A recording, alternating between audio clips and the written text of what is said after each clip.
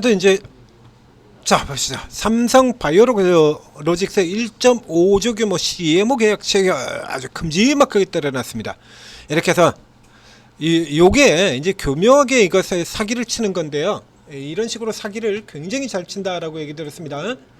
방금 들었던 얘기, 그리고 그 앞에 종목 분석 시간에 여러 번 얘기 드렸던 건데, 지금 뭐 삼성 요 바이오뿐만이 아니라 다른 종목에서도 지금 이런 케이스 굉장히 많이 나와요. 그래서 지금 다시 얘기 드리는 겁니다. 자, 예전에 삼성 SDI 경우에 300조짜리 사업, 300조 수주 이런 뉴스가 나와가지고 그 덩치 큰 삼성 SDI가 상한가를 간 적이 있습니다. 근데 그 내용을 살펴보게 되면 300조짜리 사업은 맞긴 맞는데, 300조짜리 사업은 맞긴 맞는데 그게 다국적 사업이고요. 30년짜리 장기 사업이야. 30년짜리 장기 사업이다 보니까 30년을 연간으로 나누게 되다 보면 1년에는 10조밖에 안 되는 거고요. 그 10조짜리도 50개가 넘는 국가가 동시에 참여하는 다국적 사업이라서 그 중에 우리나라에 배당이 된 거는 1%가 배당이 되는 겁니다. 1%. 1000억이죠. 그러니까 우리나라에 배당된 전체 금액이 1000억이 있는데 그 1000억을 삼성 SDI가 통으로 다 먹는다 그래도 1년에 겉으로 보기에는 300조짜리라는 어마어마한 수치가 나왔었지만 실제로는 1년 연매출이 1000억밖에 안 되는 겁니다. 그때 삼성 SDI가 연매출이 10조였어요. 10조. 연매출 10조짜리 회사가 매출 1000억. 이게 무슨 돈이 되겠습니까? 그러니까 그날은 상한가 같지만 그 다음날부터 바로 내려가지고 도로 다 뱉어주고 끝났어요. 그리고 그 뒤로는 그 관련해가지고 뉴스 자체도 애초에 안 나오고 사라졌습니다. 아예 증발한 것처럼. 당연히 뭐 모멘텀이 안 되는 거죠. 그래서 이런 그 계약이 나왔을 때 같은 경우에 대상도 살펴봐야 되고요. 대상도 그 앞에 나왔던 것처럼 중국 기업 이런 데다 해놓고서 그리고 계약 철회 이렇게 나오면 말짱꽝이지 않습니까? 그래서 그 계약 대상도 조금 확인해 볼 필요가 있고, 그리고 연간 확인을 해야죠. 자, 여기 뉴스에는 이래서 1.5조 규모 이렇게 해놓고 작년 전체 수주의 40% 수준이다 이렇게 얘기를 했습니다. 작년 전체. 자, 작년 전체라고 나오고 있어요. 톱 제약사 중에서는 16곳을 기업으로 뭐 이거는 계속 진행되고 있는 이 삼바가 첫 등장에서부터 시작해가지고 깃발 날리고 올라왔던 그 배경이 되는 부분들이니까요.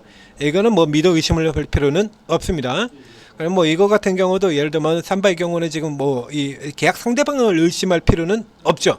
문제는 뭐냐 그러면, 그래서 지난해 전체 수주 금액의 40%를 넘는 수준이다 이러고 지금 부풀려 놓고 주가가 급등을 했는데, 내려가서 지금 내용을 이렇게 살펴보면요.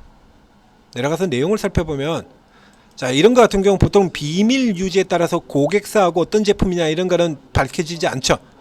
계약 기간이 2030년 12월 달까지예요. 앞으로 6년 반 동안 진행되는 겁니다. 6년 반 동안. 예? 6년 반 동안이에요. 그럼 1.5조짜리를 6년 반으로 나누게 되면요. 얼마 나옵니까? 예? 이게 2천억 좀 넘게 나오는 거죠? 연간 기준으로 치면 2,500억이 안 돼요. 2,500억이. 7년간 납품하는 건데 7년간 다 해가지고 1.5조면은 연간을 나눠야 될 거 아니에요. 여기는 7년짜리로 통으로 계산하고 비교 대상은 연간이야. 이렇게 하면 말이 안 되는 거 아닙니까 이거? 예? 이걸 연간으로 나눠야죠. 연간으로 1.5조를 나누면 연간으로는 2,500억 좀 더 쳐주자. 그래, 2,500억이라 그러자. 2,500억이면 이게 작년 전체 수의 40%가 되지 않잖아요. 예? 작년 전체 수주가 3조 5천억입니다. 2,500억은 10%도 안 돼요. 7%밖에 안 돼요. 7%밖에. 지금 7%짜리 수주를 40%라고 뻥튀기를 시켜버린 겁니다. 우리 증권사가 이런 식으로 사기를 쳐요. 이 기업들도 마찬가지고요. 이 언론들도 마찬가지고, 이 자극적으로 제목을 뽑아야 되니까 그냥 일단 자극적으로 이렇게 뽑아놓고요. 이 개별 기업에서도 이런 거 굉장히 많이 나오죠. 그래서 삼바가 올라가는 것 자체는 긍정적이긴 합니다만 이건 아니다입니다. 이걸 인식을 하고 계셔야죠. 이래가지고 이래야지. 그래가지고 야 미국 제약사고 그래가지고 1.5차례 이렇게 큰 덩치를 가지고 계약을 했는데 그래가지고 주가가 계속 올라서 저 위까지 신고가 갈 줄 알았는데 왜 못 가네요. 왜 못 갑니까?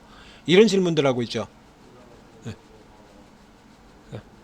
얘는 1.5조나 되는 대규모 계약 수주를 받았다는데 그러면 당연히 신고가 가야 되는 거 아닙니까? 왜 못 갑니까? 기관 개새끼 뭐 이런단 말이죠.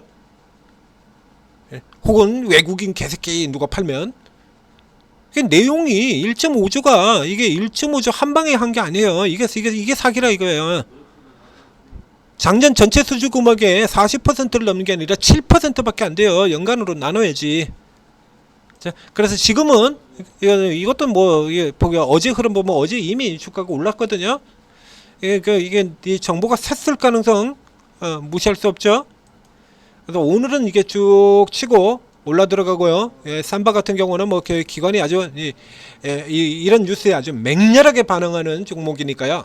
아주 미친 듯이 화답해주는 종목이니까 이제 좀 올라갈 수 있겠습니다만 이거 바로 또 팔아버릴 수도 있다는 얘기입니다. 그걸 감안하셔야 돼요. 그래서 일단 고가에 따라 붙이는 마시고 고가에 따라 붙이지 마시고 일단 밑에서부터 출발해가지고 어쨌든 돌리지 않는 흐름으로 들어가고 있으니까요.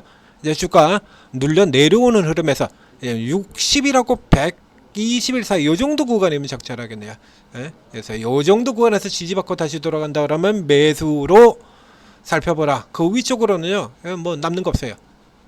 위쪽은 무시하시고 위쪽으로는 남는 거 그렇게 크게 없습니다. 삼바 자체는 변동성이 그렇게 대단히 큰 종목이 아니기 때문에 지금으로 친다 그러면 이제 상승 여력이라는 것도 계산해야 되니까요.